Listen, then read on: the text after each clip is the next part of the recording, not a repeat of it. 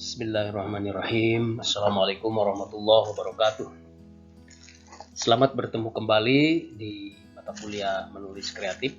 Dan untuk kali ini kita akan melanjutkan perkuliahan ke berapa kalinya ya. Hampir rampung kita.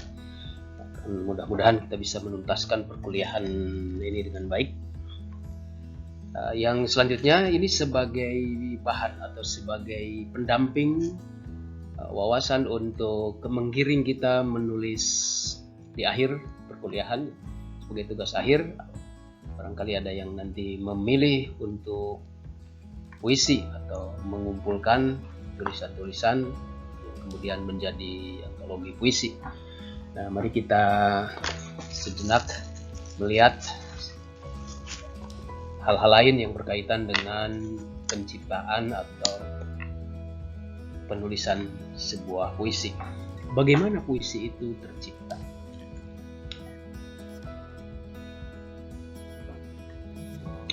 Menulis itu kebiasaan. Jadi semakin biasa kita menulis akan semakin bagus. Orang bisa karena biasa. Oleh karena itu, biasakan menulis dan apa yang bisa ditulis, tulislah. Latih, dan sekarang kan kita di akhir-akhir ini sedang melatih, mengasah keterampilan menulis kita, dan kita bagi nanti ada yang ke cerpen, ada yang ke puisi, ada yang ke novel, atau ada yang ke menulis skenario teks drama atau apa ya. Nah, silakan saja dipilih. Jadi menulis itu ibarat mengasah pedang, semakin lama diasah semakin bagus dan akan semakin tajam. Yang dibutuhkan dalam menulis adalah ketajaman. Semakin tajam daya menulis seseorang, maka akan semakin lancar mengalirkan pikiran dan perasaannya ke dalam bentuk tulisan. Mewujudlah jadi tulisan. Proses menulis itu ibarat mata air yang mengalir, kemudian menjadi sungai yang bermuara ke samudera lepas. Jadi ada orang yang menyebutkan, saya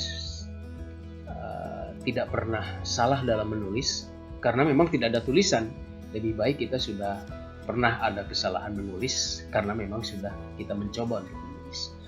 Nah, jadi yang paling penting kita teruskan saja menulis, mengasah potensi menulis kita, dan semua orang sesungguhnya pasti bisa menulis. Berbagai model penciptaan puisi. Sekali lagi kita lihat, kita arahkan ke telusuri tentang penulisan puisi itu seperti apa. Yang pertama, berbagai model penciptaan puisi. Ketika kita menelusuri ya, karya-karya puisi dari sastrawan-sastrawan itu bervariasi sekali. Modelnya, dari bahasanya, kemudian ketika dibacakan gayanya, dan diksinya, dan yang lain-lainnya. Setiap sastrawan pasti karyanya berbeda. Wesrendra berbeda dengan Hairil Anwar atau dengan Sutarji dan yang lain-lainnya. Membaca puisi itu bertujuan memahami dan menikmati puisi itu sendiri. Ada model puisi yang mengutamakan kekuatan sarana puitika bahasa dengan simbol, rima, bunyi, imajinasi, diksi, imaji, dan metafora. Model puisi seperti ini, penyairnya memiliki kekayaan perbendaharaan kata dan ungkapan-ungkapan untuk menumbuhkan kenikmatan dan keindahan ketika puisi itu dibaca. Jadi seorang sastrawan itu menggunakan itu kekuatannya di bahasa, puitika bahasanya, melalui simbol, melalui rima, melalui bunyi, melalui imaji, diksi, dan metaforanya. Selanjutnya, penyair lebih mementingkan efek artistik dalam diri pembaca ketika puisi dibacakan. Tidak penting apakah makna puisi itu tersebut dapat dipahami atau tidak.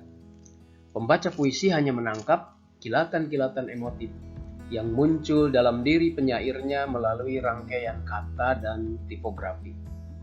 Seperti umumnya puisi-puisi angkatan Balai Pustaka dan angkatan Bujangga Baru bisa kita telusuri, itu di sana banyak sekali karya-karya di sana. Kita tengok ke belakang untuk membanding-bandingkan karya-karya puisi. Sedangkan puisi mandra seperti sebut sajalah di sini ada karya Sutarji Khaljum Bahri. Di sana kan sangat beda dengan yang lain. Itu merupakan contoh puisi yang lebih mementingkan bunyi daripada makna. Jadi sehingga bisa kita lihat atau kita saksikan ya, penampilan Sutarji ketika membaca puisinya kan dengan sangat berbeda dari yang lain. Sutarji secara terang-terangan ingin melepaskan kata dari maknanya. Akibatnya apa? Apa yang terjadi? Puisi model ini akan menjadi puisi yang dalam hal tertentu dianggap sebagai puisi gelap, ya, istilahnya prismatis dalam istilah dunia perpuisian. Kedua, dalam tanda kutip disebut sebagai puisi yang gagal. Bukan gagal puisinya, tidak jadi puisinya, tapi maksudnya adalah sangat sulit menangkap maknanya, apa yang diungkapkan oleh sastrawan itu, karena memang sengaja si penulis atau si sastrawan itu menggunakan dengan model seperti itu, yang selanjutnya lebih mementingkan pesan daripada bahasanya. Kadang-kadang ya bahasa tidak dimengerti, tetapi yang dikejarnya itu ya pesannya apa. Nah, itu yang memang akan sulit ditangkap, dan kemudian orang disebut sebagai puisi gagal itu di sini. Tidak semua bisa memahami. Selanjutnya, bagaimana penciptaan puisi bagi pemula? Yang pertama, tentu saja kekayaan perbendaharaan kata, simbol, imaji, dan metafora diperhatikan oleh kita.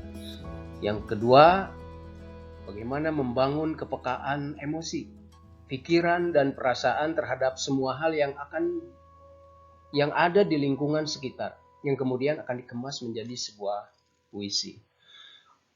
Nah, ini bahan-bahan yang memang menggiring kita untuk kemudian melahirkan sebuah puisi. Yang ketiga, sering atau memperbanyak menciptakan puisi. Perbanyak saja membuat. Jadi jangan dipikir, puisi saya ini, tulisan saya ini berkualitas atau tidak. Jangan dulu berpikir ke sana, tetapi goreskan sebanyak-banyaknya puisi ya kita. Hasilnya seperti apa itu nanti urusan lain. Tetapi ketika sudah semakin banyak goresan-goresan itu, nanti juga akan ada tinjauan-tinjauan selanjutnya. Nah, untuk pemula itu begitu. Kalau didiamkan ya tidak akan punya karya sama sekali. Kemudian perlu diperhatikan juga apa sesungguhnya yang ada di dalam unsur-unsur puisi itu. Paling tidak kita harus memperhatikan ini yang pertama, yaitu persiapan temanya apa. Tema puisi yang akan ditulis itu apa. Kemudian ya dalam citraan perasa, terus citraan visual, terus citraan gerak, dan citraan pendengaran ini dalam tema itu diperhatikan penting, sehingga nanti ketika bergulir menjadi sebuah puisi, maka ketika dibaca menjadi enak dibaca dan enak didengar oleh pendengarnya. Terus juga himnenya, satir, dan seterusnya. Nah, yang unsur puisi yang kedua adalah rasa. Rasa, nilai rasa bahasa, atau nanti juga penampilan juga kita bisa dilihat. Yang ketiga, nada. Perlu diperhatikan sekali di dalam menyusun sebuah puisi. Yang keempat, yang tidak kalah pentingnya, bahwa amanat, tujuan, dan maksud dari menulis puisi itu. Jadi amanatnya apa, tujuan dan maksudnya seperti apa. Nah, ini paling tidak yang unsur-unsur itu perlu kita perhatikan sehingga nanti muncul sebuah karya puisi dari diri kita. Yang selanjutnya kedua, dari peristiwa, imajinasi ke puisi.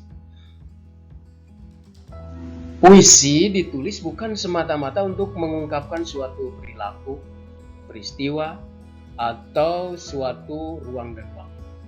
Tetapi makna di balik itu semua yang diungkapkan dalam puisi. Ada makna di balik itu semua. Nah, jadi dalam puisi itu seperti itu. Suatu peristiwa yang terjadi dalam realitas itu hanyalah sebuah fakta. Pemahaman terhadapnya sebatas suatu rangkaian kejadian yang secara empiris dilihat atau didengar. Akan tetapi bukan fakta empiris itu yang esensial bagi seorang penyair. Nah, ini yang perlu kita perhatikan. Fakta itu hanyalah ide dan inspirasi yang mendorong penyair untuk mencipta sebuah puisi. Ini hal-hal penting yang perlu diperhatikan. Kemudian sumber kekayaan tematis dan makna dalam penciptaan puisi tersebut terletak pada penghayatan, pada perenungan, pada tanggapan, pada pemikiran dan perasaan penyairnya terhadap fakta empiris.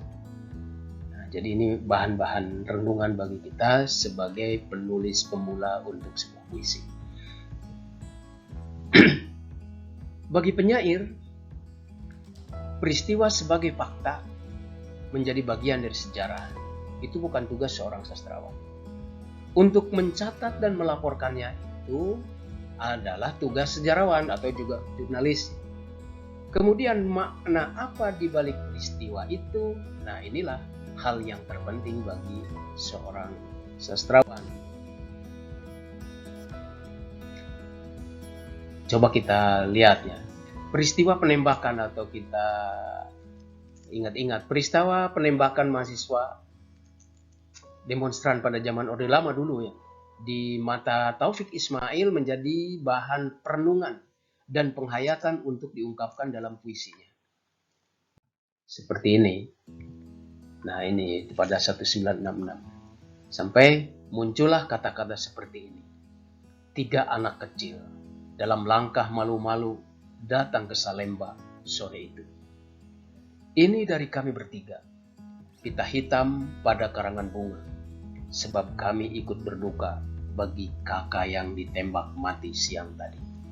Nah, jadi kemudian diwujudkan menjadi sebuah kata-kata. Nah, inilah hasilnya jadi yang indah. Coba kita juga lihat begitu di dalam karya-karya seperti dalam karya Wesrendra, ketika mengamati realitas masyarakat yang begitu timpang antara kemiskinan dan gaya hidup. Sebagian masyarakat yang membanggakan kekayaan. Di satu sisi kemiskinan sangat jauh, kemudian di sisi lain kegemerlapan kehidupan, kekayaan yang sangat berlimpah, sehingga jurang pemisah itu sangat menganga. Bagaimana di mata penyair? Sehingga muncullah sebuah puisi yang indah, yang menggebrag sebuah realitas. Nah, maka muncullah puisi seperti yang Wesrendra. Nah, di sini ada kata-kata, janganlah kamu bilang negeri ini kaya, karena orang-orang miskin berkembang di kota dan di desa. Jangan bilang dirimu kaya, bila tetanggamu memakan bangkai kucing. Nah, ini kan kata itu dari beberapa kumpulan kata menjadi sebuah bait puisi yang indah, dan itu menusuk, mengingatkan kita semua melalui puisi. Inilah pekerjaan para sastrawan melalui puisi. Kemudian Khairil Anwar juga dalam puisinya yang berjudul Selamat Tinggal 1943. Nah, ini coba kita lihat. Aku berkaca, ini muka penuh luka. Siapa punya? Ku dengar seru menderu dalam hari. Apa hanya ingin lalu? Lagu lain pula, menggelepar tengah malam buta. Segala menebal, segala mengental, segala tak ku kenal. Selamat tinggal. Ini dalam puisi ini maka karena hasil perenungan-perenungan seorang sastrawan melahirkan sebuah untaian kata-kata indah, mengena dan menukik sampai pada saat-saat tertentu atau pada hal-hal tertentu, menusuk, mengingatkan kita dan menyadarkan kita semua melalui puisi. Selanjutnya, ketiga penyair tadi itu berusaha mengungkapkan apa makna di balik peristiwa. Puisi yang terinspirasi dari peristiwa itu bersumber dari kesadaran penyairnya sebagai fakta imajinatif. Jadi kita coba saja nanti sampai melahirkan bait-bait puisi yang indah. Selamat mencoba. Penyair menangkap dalam pengalaman puitik ketika menghadapi, merenungkan, dan menghayati peristiwa tersebut. Ya, kemudian apakah makna di balik peristiwa itu? Apakah hakikat peristiwa itu? Apakah yang bergejolak di dalam batin penyair? Kemudian bagaimana sikap, pandangan, pemikiran, suasana, perasaan yang timbul dalam diri penyair ketika melihat peristiwa itu? Nah, ini kan perenungan-perenungan yang kemudian akan menjadi bahan lahirnya sebuah puisi. Kemudian serangkaian pertanyaan itulah yang kemudian berlangsung dalam proses penciptaan puisi. Nah, nanti kalian juga akan merasakan pasti akan ada pertanyaan-pertanyaan penting berkaitan dengan puisi yang akan ditulis. Temanya apa saja, situasinya seperti apa saja, kemudian diksinya apa yang akan kita pilih juga terserah dan bebas saja. Selanjutnya tinggal bagaimana mengasah teknik dan cara mengendalikan pengembaraan imajinasi yang begitu liar dan pergi atau kemana-mana gitu, mengalir kemana-mana itu. Nah, disinilah harus ada manajemen kita untuk apa? Pengendalian atau tekniknya, cara mengendalikan pengembaraan imajinasi itu sehingga terkumpul mewujud menjadi sebuah untaian kata-kata di dalam sebuah puisi. Kita lanjut, hubungan peristiwa dan imajinasi dalam penciptaan puisi terletak pada ide dan inspirasi yang bersumber dari peristiwa. Dari peristiwa yang dialami penyairnya untuk mendorong pengembaraan ke dalam imajinasi atau ke dalam perasaan dan pikiran penulisnya. Kemudian pengembaraan itu bermuara ke dalam puisi lewat media bahasa dan sarana puitik. Kemudian nanti unsur-unsur puisi itu bergerak untuk menampung menjadi sebuah rangkaian puisi kita. Selanjutnya yang ketiga, bahan atau bahasa membangun puisi. Bahasa membangun puisi. Peristiwa. Peristiwa itu sebagai pendorong atau sebagai inspirasi. Ada peristiwa. Peristiwa apa saja, atau di sini kan COVID itu kan sebuah peristiwa. Atau tsunami itu peristiwa. Imajinasi. Nah, imajinasi jiwa puisi. Imajinasi, kita bagaimana mengembangkan imajinasi seorang sastrawan yang akan membuat puisi. Di sanalah jiwa puisi. Kemudian bahasa. Bahasa itu merupakan media puisi. Peristiwa, imajinasi, dan bahasa harus dikemas, dikuasai oleh seorang yang akan menulis puisi. Kata yang dipilih penyair bukan sekedar mengungkapkan makna puisi, tetapi memberikan efek emosional atau perasaan penyair.